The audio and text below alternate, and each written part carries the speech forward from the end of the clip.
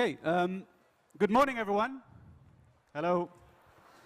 Thank you for being here in what I am sure is a very interesting topic because it affects not just the livelihoods of many people, but also your favorite thing, which is vegetating in front of series, movies, and other kind of various media, either at home, and now it's gone mobile. Now it's everywhere. So there's so many difficult questions and so many challenges, but at the end of the day, it's all about you having fun and all about you being entertained.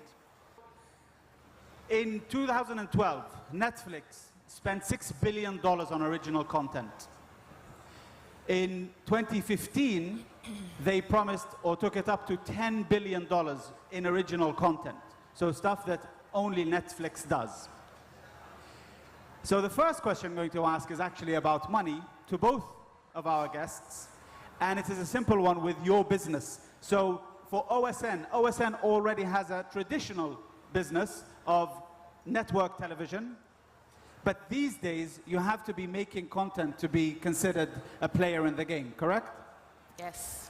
So if you had $10 million with your data-driven background, where would you put these $10 million today and why? Okay, first of all, $10 million is not a lot in the content business. I would be very careful with $10 million to enter the media business without a very kick-ass, sorry for the term, kick-ass strategy. So if I had $10 million, I would definitely spend it in Arabic kids and preteens content right now. There is not much out there. You start having some original productions, but it's still very limited. And kids and teens content, in particular preteens, is just very high in demand. So that's where I would put the money right now. So you'd go out and spend it on kids content mainly and preteens? Arabic, yes. In Arabic. And Samer, I'll come back to you on that. Interesting. I would actually go the age group higher. So I'd go for youth, which is kind of teenage to whatever, early 20s, I suppose. But I think that segment is very, very much underserved. And given the dynamics on YouTube and the popularity of certain bits of content and who's viewing those, I mean, there was a talk earlier by Yusuf Tukan showing the stats of the likes of U-Turn or whatever, comparable to the likes of the Wayne Rooneys of this world and John Olivers, etc. That viewership is largely youth, and that's where I would cater to with 10 million. And do you know this from actually your website? Do you monitor who's watching and what age groups they are? Do you have some ability to do that? We do. We don't cater to that youth segment as much as I'd like to, and that's something that, that would be something to do going forward. So if you gave me 10 million, that's what I'd do. Okay, what would you do with $100 million? I'm talking about, again, where the competition in the West is somebody like Netflix, where they're saying, yeah, we'll put 10 billion in a year. What would you do with 100 million? And I'm talking about even if it's a new business model. Well, to be fair, that 10 billion is global, right? So the amount of that they would spend on, I don't know, The Walking Dead alone to have that, I don't know if they'd even get the rights for The Walking Dead, but assuming they did, to have it across every country or the 130 countries that they have, that's quite a lot. So just bear that in mind. What would I do with 100? I definitely serve that segment. We would bolster up as well. We'd probably move a bit closer into the not quite the catch-up, but just before. We're a little bit, we're very library focused in the sense that if it was on TV yesterday, you wouldn't see it on Instacana. We would wait a while for that window to open. So I'd probably bring that up a bit. And kids is huge, as Medea pointed out. And we definitely experiment a lot more, which is something where we'd like to go going forward, with expat communities around the world. Lovely. So a question for OSN. We'll just stay on the kids and youth segment for a moment, but from another angle. You're looking at people watching on multiple devices. Yes. How do you put that in your thinking process, your strategy, which again is your background, when you're creating the content? Does it change what you're trying to make when you think of them watching stuff on their iPads? Definitely. So first of all, just for the audience that don't know OSN, we do spend some money in original production, but it's a tiny bit compared to what we spend in rights of different type of content. So we are still experimenting with productions, I would say. What we do, we have the main gigs, let's say, the main shows taught for TV still. And no matter what, how much we do on our mobile, when there is Game of Thrones or House of Cards that we still have the rights for, we watch it on TV. And we don't chat too much during the show. We do it before and after. So when we do a lot of stuff online on our devices during a show, it's because the show is not as engaging. And that's something that is a very new trend. We were all thinking that companion apps would revolutionize the way we watch TV, but it's actually not really the case. We're all realizing that companion apps are useful before and after the massive show. So sorry, to go back to your question. What we do, we produce a lot of backstage, a lot of teasers, a lot of short video forms so that then we use at OSN specifically mainly for marketing or for engaging our customer afterwards or before the shows. But yeah, definitely our main focus is still linear TV or on-demand TV. Okay, so with on-demand TV, recently the head of Publicis, which is an advertising firm, I like the phrase he used. He said he's changing his business from a holding business to a connecting business. And the reason is there's a shift in mentality.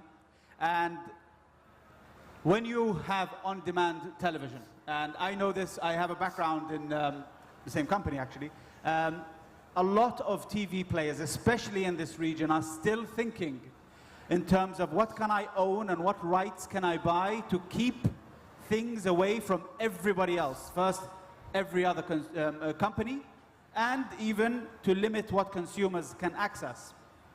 So my question is, when it comes to connecting people, how difficult is it for you to keep your business alive when so many people have other ways to get to that content? Absolutely. It's a very challenging moment for traditional TV providers and pay TV providers.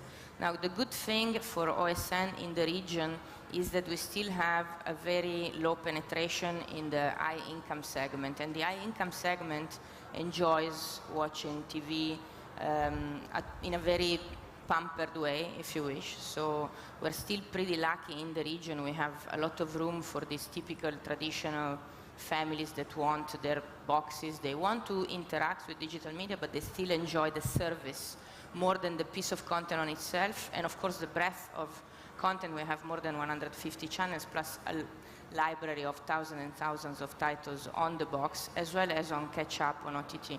Now, it's a difficult thing, mainly because a lot of this content, and there is a very interesting piece of research that Ipsos just published.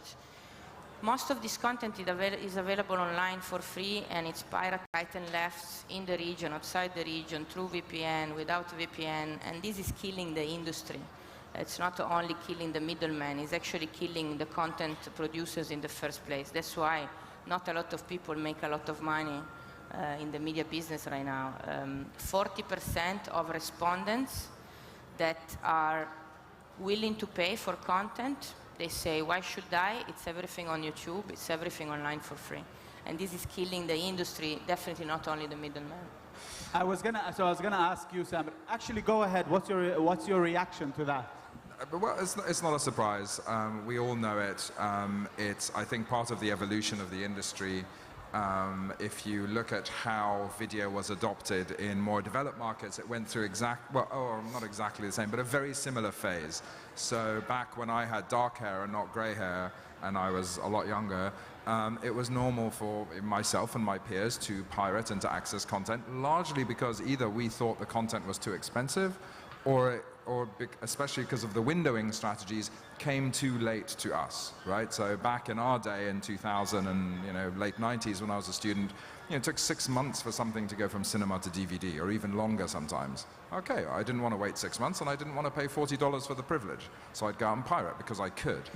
There was then an inflection point, and that inflection point had many factors, some of which regulatory, but a lot of which were about convenience, were about devices, were about the availability of these services, which slowly but surely over the years, as well as awareness campaigns were quite important, which slowly but surely over the years changed my peer group's behavior, at least in developed markets, into one where it is now very unusual to pirate. And it's very usual to just access the standard paid or free-to-air services or free OTT services because they're available, right? So I think we're going through kind of a natural evolution here in the Middle East where the popularity of video consumption is huge.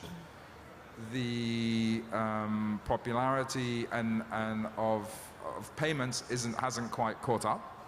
It will eventually, with more and more services, experimenting and finding the right combination of convenience, price, content, and I dare say devices that can then entice people to come in and pay. And that's the formula I think that the market hasn't found yet, but that's what we're here to do. I mean, what's interesting, you both are in the same field exactly, but I would say the difference is just in terms of reach and size, just because OSN already has its subscriber base, whereas Istikana had to start from scratch. Now, a technical term in television and in the internet, are you both aware of what's to acquire a new customer, the cost of customer acquisition? Do you have a number that you can share? Do you have a comment on that? How much does it cost? I might not share the precise number. If any OSN colleague is here, you never know. I'm not supposed to. Let's say an industry-wide. So to get a new customer on board, industry-wide, how much on average does it cost the business? Now, in marketing and, let's say, installation and all this type of stuff, we spend around $500 per customer. But without the content, so the content cost is about 45–50%, and we don't have football, because for other pay TV around the world with football, I mean, this percentage is much higher. We spend about 40–50% of our revenues in content rights, point stop. So it's interesting you bring up sports. Sports was an inflection point. The head of Disney, he made an announcement back in 2014 about the fact that they are no longer going to be on TV. The title for today's talk has TV in it, but the reality is nobody thinks now in terms of TV versus internet. It's just a screen. And where sport comes in is once ESPN went digital, and that's the biggest sporting network in the US and probably the world, that was a clear shift in terms of we're no longer going to cater to people who are television watchers. We are catering to everybody, including people who are online. But I want to go back to the same point, which is the customer acquisition. How difficult is it for you? And I would say compare the region to the West, because a lot of the stats that we have and a lot of the information, I've just done a couple of quotes about Netflix, about Disney. Unfortunately, there's not as much information from the region, but maybe you can shed a light regionally on that. Well, you can, I mean, we can start off with the subscription price and work backwards, right? So, I mean, we charge in the region of between $6 to $8 a month, depending on the market. Let's times that by 12, right? You get somewhere in the $90, $70, $90 range of revenue a month. Now, out of that, you've got content, you've got marketing, you've got all the other costs that go into that. So, you can divine somewhere between a 10 to 30% of revenue cost to acquire a customer, of the lifetime value, right, of the customer. Now, the lifetime value varies, and there are a million different ways to calculate it, and we won't go into those details here. But I believe, last I looked, the average lifetime for Netflix was something like 18 months, Now, it's difficult because people jump in and out, right? So you'll subscribe for a month, you'll jump out, you'll come back 2 months later, you'll jump out. So there are all sorts of nuances about how to calculate it. But you're looking at that type of cost. And again, is it a developing market? Is it a the cost for Netflix in the US is very different from Germany, right? Because Germany's just starting out as a market. So you've got all these nuances, but you can start off from the revenue price and work backwards to some reasonable. Lovely, and you do find that people are actually spending money online to watch their content. I mean, is it changing year on year? You're somebody who's at the forefront. So I ask you because you're purely online versus Showtime. OSN has the mix. No, it is changing. It is changing. It's not changing fast enough. So in terms of paid, not in terms of consumption, in terms of the consumer willingness to pay, the real J-curve hasn't started yet, right? We're on the way, all the pieces are in place, and basically what everyone is doing is jockeying for position so that when the J-curve does start in terms of pay and revenue, they will be, the one that takes most advantage of that wave. But let's all be honest, that wave hasn't started yet. Okay, and that's there's a new shift even in terms of the Middle East because of more than 50% being young and youth and having, I mean, everybody growing up now, multiple devices are part of their life, part of their daily reality. So how long do you think before we get, just in terms of a prediction, before we get people actually expecting to use a smaller device and paying along the way? In terms of that, we're already there, right? So there's no paid service. There's no consumer that will accept a paid service if it's not a multi-device service. I don't think that exists. So what are the advantages that you present to people? Furthermore, to the last point, because credit card usage and online payments are a bit different here to the region, one of the more prominent ways of paying for such services is through the mobile. So the mobile, for people like us, is a crucial part of the ecosystem, not only from an experience point of view, but from a payment and revenue point of view as well. So the payments is a huge issue for everyone, and mobile in some way, shape or form is going to be a big part of that solution until we get credit card usage or online payment method usage that is comparable to the rest of the world. And at the moment, the UAE is not so bad, but in places like Saudi and Egypt, we're very far away from those metrics. So we're having to find other solutions, and mobile is one of the crucial ones. Okay, I want to flip this on its head. We're talking about kids. But I actually want to talk about something that's from the other side of the spectrum, and that is who here has grown up in the Middle East? Nice. So even now, when you go to the cinema, you can see movies where as the man goes right up to the woman, this happens. They cut romance out of people's lives, and the people I'm talking about are the censors. The job of the censor is to control.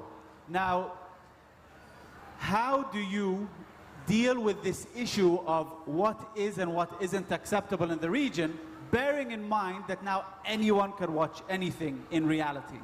Medea. Okay, we have a very privileged position at OSN. Being a pay TV service, for some reason, is much less censored than free-to-air or than digital. So, for example, Wolf of Wall Street, that I'm sure for the ones that have seen it on the movie was a little bit of a disappointment. I watched it on the movie theater and it was almost a comedy movie, while if you watch the full thing, it's really not a lot of comedy. At OSN, we cut 1.5 minutes. So 45 minutes versus 1.5 minutes. We do have a much less strict censorship from the regulator. Consumers in this region want to decide themselves what they want to watch with their family, by themselves. There are a lot of cultural flavors to watching content, and we need to respect the traditions, we need to respect the culture. But we discovered that leaving the choice to the consumers is actually the best thing we can do.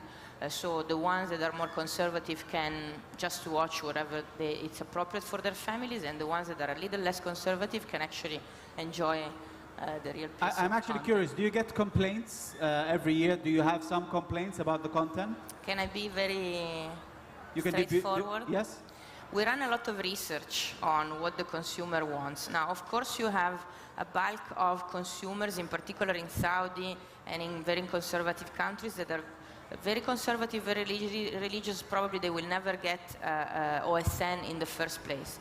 But for the OSN consumers, for OSN prospects, so the warm prospects, the one that are looking at buying us, the fact that we are not censored is actually a driver of sales. So people come to us because we don't cut movies and series as much as others. So it's actually a competitive advantage. Great. And for Samer, are you going to, when you put your content online, who is your censor?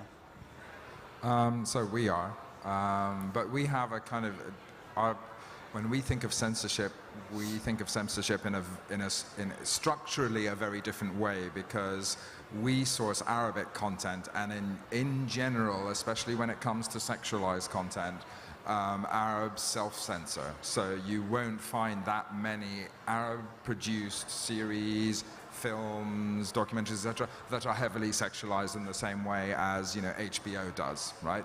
So in that problem we don't have.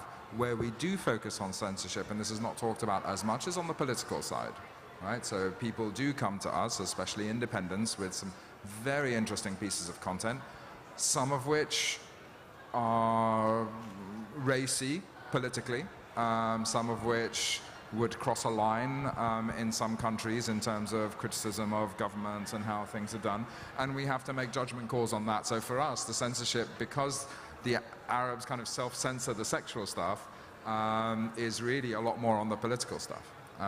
So that's where the times that we have said no, and generally we just won't put the piece of content there if we think it'll cross a line, rather than, you know, cut a minute or cut half a minute. We'll just say, you know what, we'll just push this aside. And we have seen some, you know, very interesting pieces of content, but ones that we'd feel uncomfortable showing, or that would actively get us in trouble, given how the legal systems are structured here. So there are challenges that are presented to anybody in the technology. I mean, this whole conference is about entrepreneurship, technology, and new things that are out there. Of course, how do you keep up is one of the big issues that businesses face. So one of the things is, how do you keep up with the changing devices that are out there? So first of all, actually making content for different devices and presenting it using different technologies. How much do you focus on that? A lot, and it's pretty much a nightmare, because every single time we launch something, after 6-12 months it's obsolete already.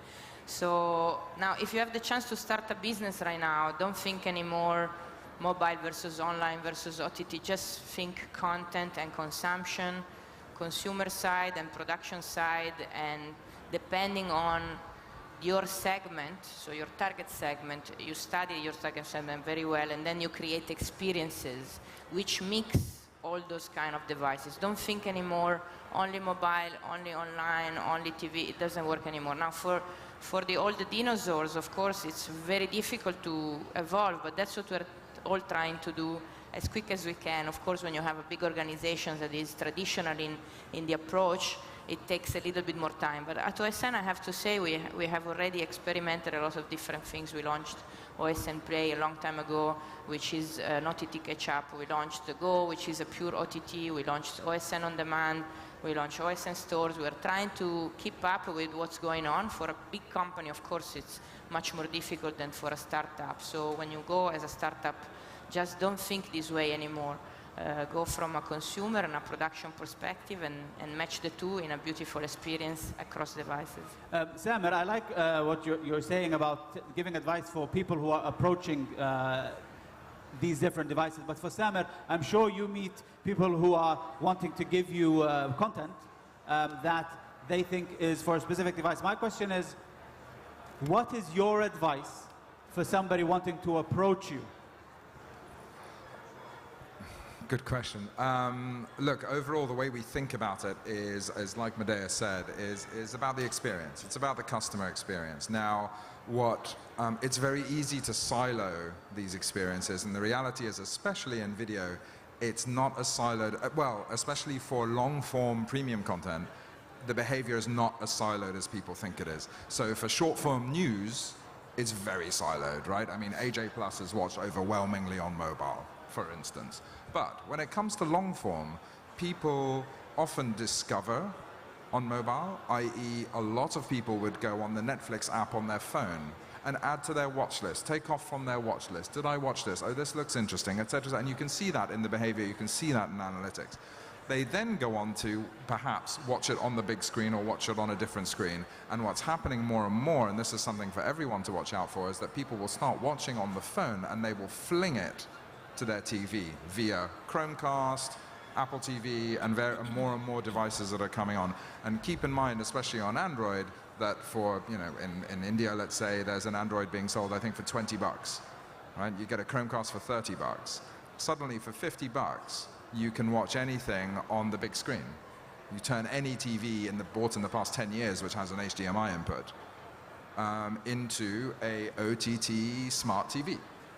Right? Now that's going to elicit a whole new range of behaviors, which we also need to think about. So when it comes to long form, it's not so fluid. It's not so siloed, sorry. And it's a lot more fluid how people behave on different devices and how they interact with the experience and the content. Okay, final question.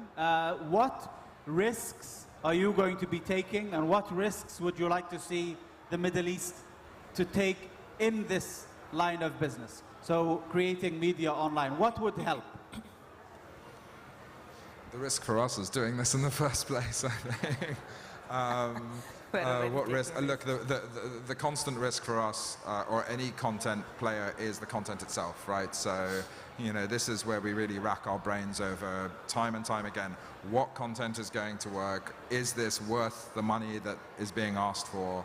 Are we going to get an ROI? How does that equation work? So there are a load of other questions on the engineering and the tech side, but really it's about the content, and that's where the big spend is, and that's where the biggest risks are. So that's where we stay awake at night, if you will.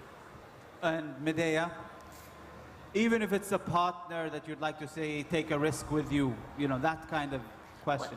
What I would really take a risk on, and some of us are already starting, I think, it's inspirational stories from this region, movie forms, TV shows, educational content, whatever it is.